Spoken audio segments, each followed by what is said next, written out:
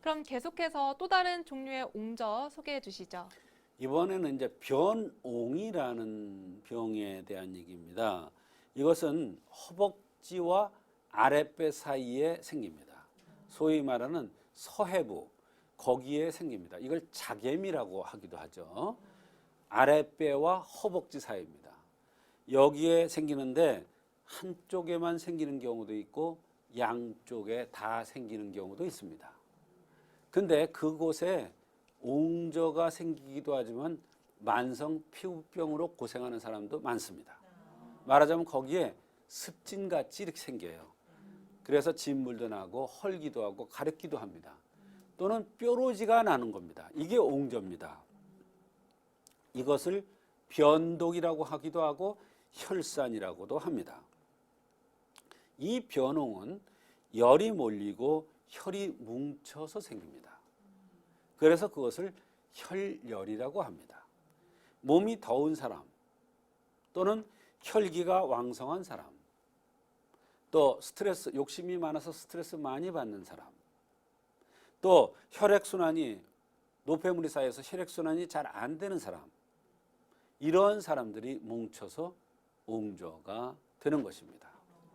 한의사에는 이런 체질들이 성생활을 아주 절제를 해라 이렇게 되어 있는데 이런 사람들이 아주 성생활을 즐겨합니다.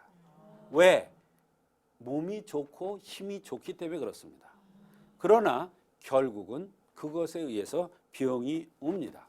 말하자면 이 옹저의 가장 큰 원인 중에 하나가 바로 성생활이라는 뜻이죠. 그렇다면 변홍에 대한 치료 사례도 궁금합니다. 네, 변홍이라는 것이 자꾸 반복적으로 생겼던 32세 여성 이야기입니다. 이 여성은 동물 미용 있죠. 동물 미용을 하는 직업을 갖고 있는 여성입니다. 변홍이 자꾸 재발해서 한 차례 수술을 받았습니다. 그랬는데 똑같은 부위에 똑같은 형태로 다시 재발을 해서 한의원에 찾아온 것입니다. 이분은 이제 어머니가 끌고 왔더라고요. 제가 끌고 왔다고 표현했습니다. 억지로 왔더라고요. 아니, 썩는 병, 옹저, 이것이 어떻게 한방으로 치료되느냐 이러면서 엄마가 한의원에 가자니까 굉장히 거부를 심하게 했답니다. 그러나 내원했을 때 한의사를 펴놓고 한의사를 하나하나 가르쳐 가면서 설명을 했더니 이해를 하고 약을 쓰고자 원했습니다. 그런데 이 여성은 158에 61kg니까 통통하게 예쁘장하게 생긴 여성입니다. 그런데 특징적으로 맥이 90맥, 86맥을 쳤습니다. 말하자면 굉장히 좀 여성쳐놓고는 여성은 보통 70맥 정도를 왔다 갔다 하는 게 원칙인데 높게 쳤습니다. 이게 굉장히 중요합니다. 또 이 여성은 가슴이 발달했으면서 얼굴이 둥글럽적하게 생기고 배가 좀 나오고 허벅지가 굵게 생긴 이런 여성이었습니다. 본인은 자기 생긴 모습에 대해서 굉장히 불만이 많더라고요. 그러나 이런 여성일수록 섭생을 잘 지키고 가꾸면은 아주 이쁘장하게 변할 수가 있습니다. 이렇게 생긴 여성들은 대개 다혈질이고 뭐에 하나에 이렇게 빠지면 폭 빠지는 스타일입니다. 그래서 이분이 동물 미용을 하는데 그 계통에서는 굉장히 유명하고 잘한다고 소문이 난 그런 사람이랍니다. 습이 많고 몸이 더우니까 옹저가 잘 생기는 체질이었던 것입니다. 그리고 아주 예민합니다. 완벽주의자입니다. 맥이 이렇게 높게 나온 것은 인체의 어느 부위가 옹저가 생기고 있는 중이라는 것을 말해주고 있는 것입니다. 또는 옹저가 생긴 것을 암시해 주는 것입니다. 물론 감기 증상이 있을 때도 이와 같이 높게 맥이 뛸 수가 있습니다. 이 옹저 증상이 나타나도 감기와 유사한 으슬으슬 추운 이런 증상도 나타나기도 합니다. 그렇기 때문에 감기와 옹저를 구별하기는 굉장히 어렵습니다. 그러나 맥을 보고 나타나는 증상을 보아서 한 곳이 아프다든지 어디에 뻘겋게 되는 부위가 있으면 이것은 옹저에 의한 감기 비슷한 증상이구나 이렇게 판정할 수가 있는 것입니다. 이 여성은 완벽주의자이기 때문에 스트레스도 많았습니다. 그렇군요. 그러면 이분이 또 겪은 불편한 다른 증상들은 어떤 것이 있었나요? 평소에 급체를 잘해서 응급실을 잘 간답니다. 말하자면 성격이 예민하고 완벽주의자고 스트레스를 많이 받기 때문에 급체를 잘합니다. 또 식탐이 있기 때문에 급하게 먹습니다. 또 일을 하다가 손님이 오면 급하게 나가야 하기 때문에 빨리빨리 먹어 치운다는 그런 습관이 생겼다는 것입니다. 그래서 급체를 잘한답니다. 특히 이 여성은 생리 전후로 급체를 잘하는데 그때 보면은 식욕이 많이 땡기는 그러한 것이 있다고 했습니다. 변비가 있어서 대변이 항상 시원찮고 잘 먹는데 대변이 잘 안 나가면 그 먹은 게 어디로 갈까요? 배꼬래로 가겠죠. 그러니까 배가 크고 젖으로 가겠죠. 그러니까 유방이 크고 볼따귀가 통통하고 입술이 두툼하고 눈딱부리가 두툼하고 이런 게 바로 옹저가 생기는 체질입니다. 이 여성이 바로 그렇게 생겼어요. 그래서 생리통도 심한데 생리혈에서 냄새가 심하답니다. 냄새가 심하다는 것은 자궁에도 옹저가 생길 가능성이 많다는 것을 얘기해 줍니다. 말하자면 자궁에 근종이라든지 암 같은 게 올 가능성이 많은 것입니다. 배란 때 피가 비치고 1년에 3, 4회 정도 방광염이 생기고 소변을 본 것 같지 않고 또 마려워서 가도 시원찮다고 했습니다.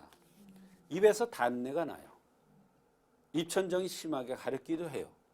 조금만 찬바람이 불면 뒷목이 당기고 눈이 실신할 정도로 심하게 아파서 응급실을 간 적도 있다고 했습니다. 병을 보면요 다 아주 대단해요. 또 편두통이 심하고 갑자기 울렁거리고 대학생 때부터 다리의 좌측 대퇴부 측면이 피부 감각이 없어서 고민을 많이 했답니다. 어떤 때는 너무나 아파서 고통스럽다고 했습니다. 항상 피곤하고 아침에 일어나기 힘들어서 출근하기도 힘들다고 했습니다. 이렇게 좌측 다리에 피부 감각이 없거나 응급실을 자주 간다는 것, 여러 증상들이 굉장히 심각해 보이는데요. 혹시나 어렸을 때 알았던 다른 병력은 없었을까요? 이 여성은 어렸을 때 급성 약물성 간염을 알았는데요. 이분이 이 임파선 부위가 이렇게 부었어요. 이것도 옹저입니다, 사실은. 이게 스트레스에 오는 옹저입니다. 이 목 부위에 여기 나는 것은 다 스트레스에서 옵니다. 또 요 하체 요쪽으로 이 여드름이라든지 이렇게 뾰루지가 나는 것은 몸이 약해서 그렇습니다. 그러니까 몸은 약하지, 스트레스는 많이 받지, 욕심은 많지, 음식에 대한 섭생은 안 지키지. 그러니까 이게 왔는데 이것을 치료하려고 약을 많이 먹었더니 약물성 급성 간염이 와서 황달까지 진행된 적이 있다고 했습니다. 그러니까 굉장히 고생을 한 거죠. 그렇다면 한의학에서는 어떤 치료를 해주셨나요, 박사님? 네, 한의사에 나와 있는 내용 그대로 치료했습니다. 변홍은 어떻게 치료해라 이렇게 되어 있는데 그대로 치료를 했는데 아주 효과가 좋았는데요. 오령산에다가 대황을 가해서 투여하라고 되어 있습니다. 이분 하시는 말씀이 이 약이 너무나 약이 맛있답니다. 한약이 뭐 맛있어요. 근데 본인 표현이 아주 맛있답니다.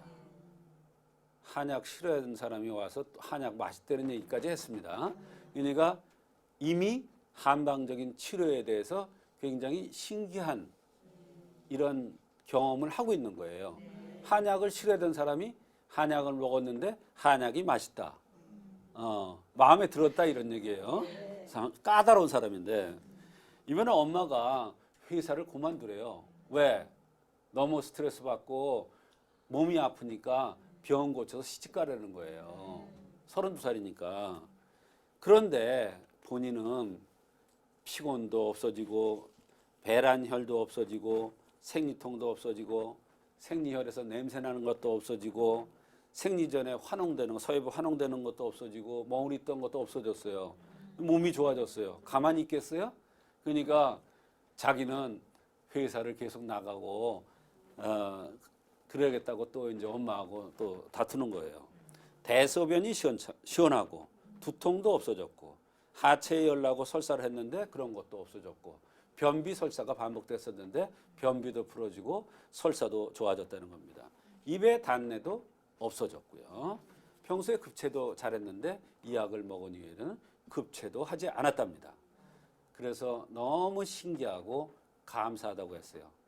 처음에는 한방을 못 믿어서 한방이 뭔지 몰라서 억지로 왔었는데 신기하고 감사하다는 표현까지 했습니다. 와, 정말 많은 불편한 증상들이 치료가 됐는데요. 사실 한약이 맛있다고 하셨는데 한약이 맛있을 수가 있나요, 박사님? 이게 처방하신 오령산이란 게 원래 맛있는 약은 아닌가요? 맛있는 약 아닙니다. 저는 오령산에다가 대왕이 들어갔다면 아마 못 먹을 겁니다. 그런데 이 여성한테는 이 약이 꼭 맞았었고 그 병에 아주 딱 좋았던 약이기 때문에 인체가 좋게 느껴졌던 겁니다. 어떤 애들은 한약에서 꽃향기 냄새가 난대요. 막 한약을 먹으면서 애들이 무슨 한약 맛 난다고 꽃향기 냄새가 난다고 그래요. 근데 한약이 잘 맞으면 그렇습니다. 이 오령산은 방광의 주약입니다.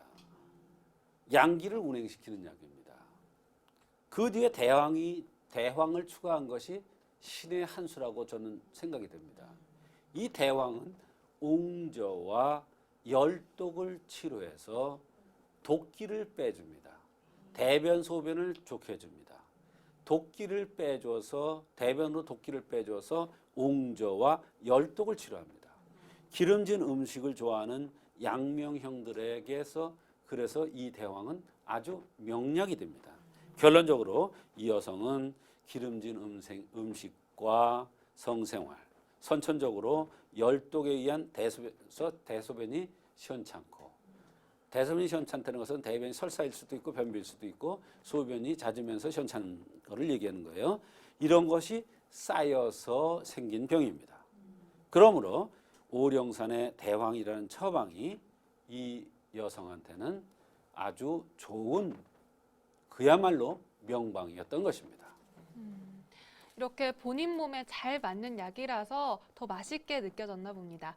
그렇다면 그 치료 원리도 좀 자세히 설명해 주시죠, 박사님. 네, 이 여성은 양명형 체질이고 자가미에 옹저, 변홍이 생겼고 또 대변이 항상 설사도 했는데 변비의 경향이 많고 이런 것을 봐서 오령산에 대황이라는 것을 가해서 투여한 것인데 모든 증상이 좋아졌던 것입니다. 아주 많은 불편한 증상들이 있었는데 좋아졌습니다. 사실 생리혈이라서 냄새가 난다고 그랬어요. 이 약은 생리와는 전혀 관련이 없는 약이에요. 그런데도 대변으로 독기가 빠지고 소변으로 좋게 해서 양기를 운행시키고 이렇게 되니까 몸이 좋아져서 생리혈이 좋아졌던 것입니다. 생리혈이 좋아지면서 냄새가 나는 게 좋아졌다, 없어졌다는 것은 바로 자궁에 어떤 나쁜 병이 생길 수 있는 것이 예방됐다는 표시도 되는 것입니다. 한의사를 믿고 한의사의 내용 그대로 체질에 맞춰 한약을 투여하면 이렇게 효과가 좋을 수가 있습니다. 특히 어려운 옹절에도 한의학적으로 잘 치료됩니다. 그러나 의사는 도와주는 것입니다. 물론 중요한 것은 그 환자가 지켜야 될 주의사항을 철저히 지키면서 생활의 법도를 철저히 지켜야 병에서 벗어날 수가 있는 것입니다. 옹저라는 단어가 처음에 들었을 때는 어렵게만 느껴졌는데요. 박사님의 여러 치료 사례를 보니까 정말 재미난 것도 많았고 알찬 시간이었던 것 같습니다. 이렇게 옹저의 한의학적 치료 방법에 대한 이야기 나눠봤습니다.